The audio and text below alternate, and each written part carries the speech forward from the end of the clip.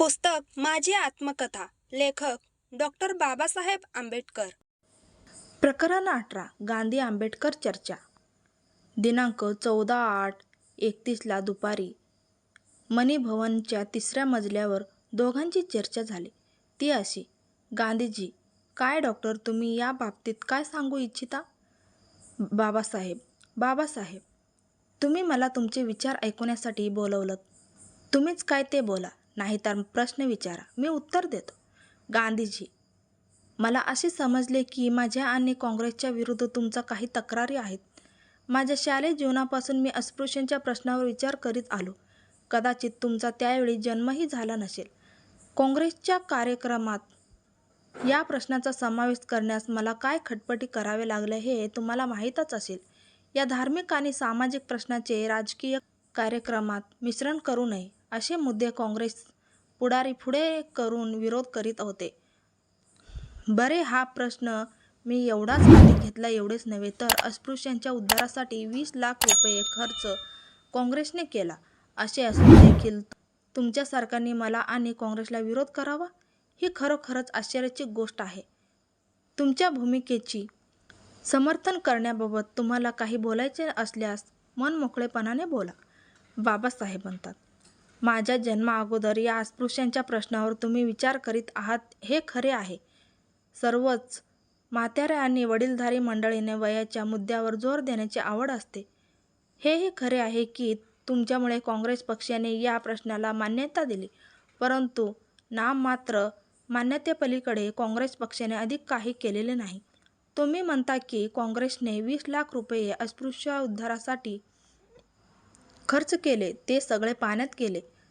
मला जर असे पैशाचे पाठबळ मिळाले असते तर माझ्या जनतेच्या आर्थिक आणि सामाजिक स्थितीत मी आश्चर्यकारक फरक घडवून दाखवला असता, आणि असेच होते तर मला तुम्ही यापूर्वीच भेटायला पाहिजे होते. मला असे वाटते की काँग्रेसला स्वतःच्या कार्यक्रमाबाबत निष्ठा नाही.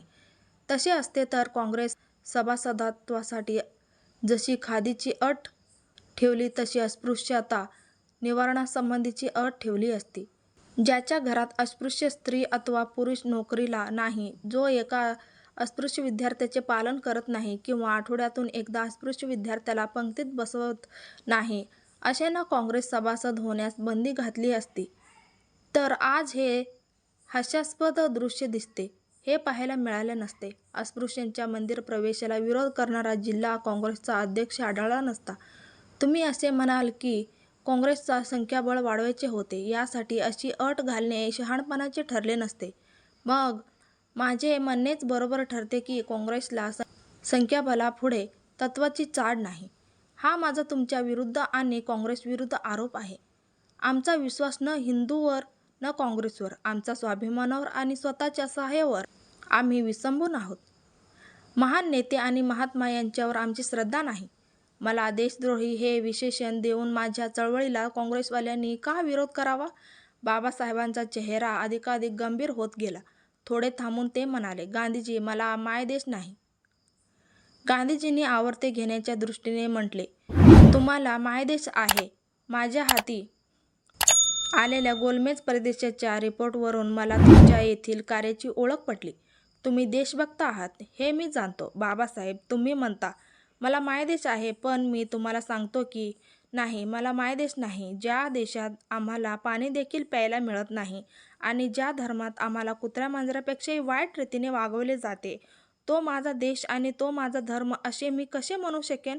अस्पृश्याला या देशाबद्दल अभिमान वाटणार नाही. अन्याय आणि भयंकर जाच यांना कंटाळून जर आम्ही अजाणतेपणे देशद्रोहित्वाला बळी पडलो तर त्याची सर्वस्वी जबाबदारी त्या देशाची राहील. तुम्ही म्हणता त्याप्रमाणे देशकार्याला सहाय्यक होणारी उपयुक्त अशी काही राष्ट्रसेवा माझ्या हातून घडली असल्यास ती मी देशप्रेमाने प्रेरित होऊन केले नाही. माझ्या मनोदेवतेने मला सांगितले म्हणून केले. हजारो वर्षे या देशात माझ्या लोकांना पायाखाली रगडण्यात आले.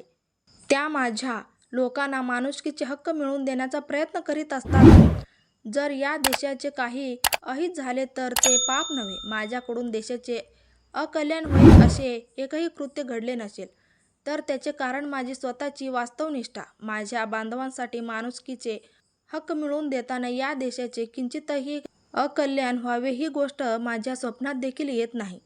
मग देशहिताचा बळी देण्याचे कृत्य कसे घडेल? गांधीजी. हिंदूपासून अस्पृश्याचे राजकीय विभक्तीकरण मला मान्य नाही. बाबासाहेबांनी निरोप घेताना खालील उद्गार काढले. तुमच्या स्पष्ट मतदर्शनाबद्दल आभारी आहे. आम्ही कोठे उभे आहोत हे कळून चुकले हे बरे झाले. व्हिडिओ आवडला तर लाईक आणि शेअर नक्की करा. चॅनलवर नवीन असाल तर चॅनलला सबस्क्राईब करून ठेवा. चला तर मग भेटूयात नेक्स्ट व्हिडिओमध्ये. Bye, take care.